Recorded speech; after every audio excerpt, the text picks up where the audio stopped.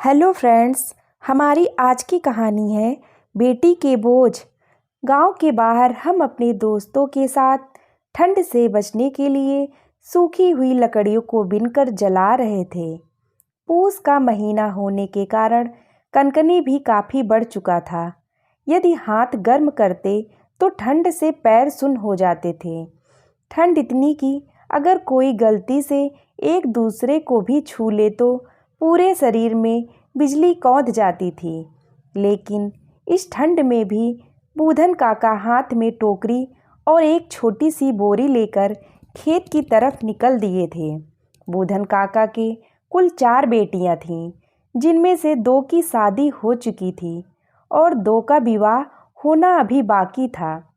बड़ी बेटी की विवाह हुई थी तब काका पूरे गांव वालों को विवाह में शामिल किए थे और पूरी धूमधाम से विवाह हुई थी। बड़ी बेटी के विवाह के समय बुधनी काकी भी जीवित थी। बुधनी काकी ने बड़ी बेटी के लिए बहुत सारा गहना पहले से ही बनवा कर रखा हुआ था। जब बड़ी बेटी की विदाई हुई तब काकी ने एक एक करके सभी गहने देकर विदा की थी। बूधन काका कोई जमींदार नहीं थे, परंतु उनके पास 2-4 बीघा खेती लायक जमीन थी, जिसमें अनाज उपजाकर अपने परिवार की हर जरूरत को पूरा करने में समर्थ थे। बड़ी बेटी के शादी के कुछ सालों बाद वह मझली बेटी के लिए भी लड़के ढूंढने लगे थे। तब बूधन काका की दिली इच्छा थी कि इस बेटी की शादी किसी सरकारी नौकरी वाले लड़के से ही करूं। काका ने कई लोगों से लड़कों की जानकारियां ले रखे थे। इस जानकारी में से एक बगल के गांव के सरजू मास्टर साहब का एक बेटा था, जिसका नौकरी इस बार रेलवे में लगी थी। काका का बहुत ही मन हुआ कि अपनी मझली बेटी की शादी इस घर में करे। उसके बाद उन्होंने शादी के लिए सरजू मास्टर से मुलाकात किया।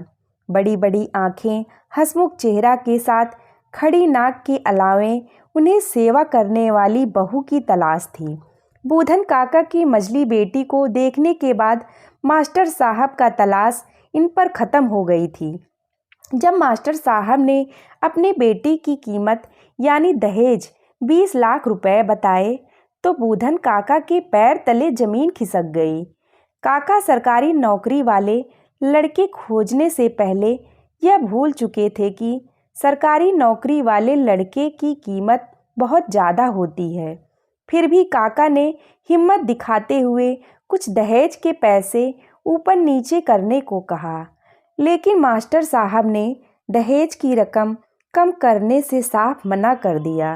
बूधन काका का दिल बैठ गया, लेकिन काका ने हार नहीं मानी और अपने 4 बीघे ज़मीन में से 2 बीघा ज़मीन अपनी मझली बेटी की शादी के लिए कुर्बान करने को तैयार हो गए। आखिर काका ने भी ठान ही लिया था कि अगर मझली बेटी की शादी करूँगा तो किसी सरकारी नौकरी वाले लड़के से ही।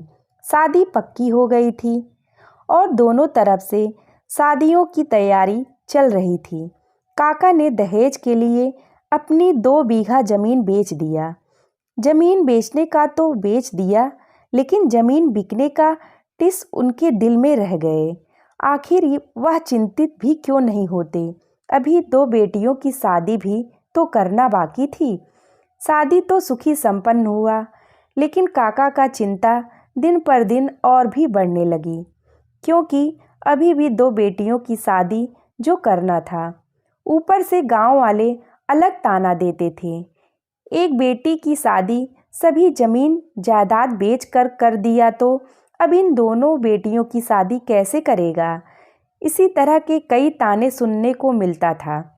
सिर्फ आज ही नहीं, इतनी सुबह बूधन काका को खेत में जाते हुए देखा हूँ, बल्कि वह प्रत्येक दिन इसी तरह से जी जान लगाकर खेती करते हैं ताकि इन दोनों बेटियों की शादी किसी अच्छे घर में करा सके। लकड़ियाँ जलकर खिल रही थीं, फिर भी कनकनी सताई जा रही थी और ये ठंड भी कम होने का नाम नहीं ले रहा था।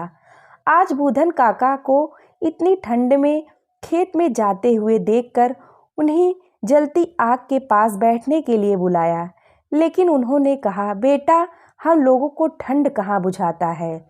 जिसके सर पर बेटी का बोझ हो, उसे इतना आराम से बैठकर आग सेकने की फुर्सत कहाँ है। बूधन काका का बात सुनकर मैं मौन हो गया और सोच में भी पड़ गया, क्या वास्तव में बेटियां बोझ होती हैं या सरजू मास्टर साहब जैसे लोग दहेज लेकर बेटियों को बोझ बना देते हैं।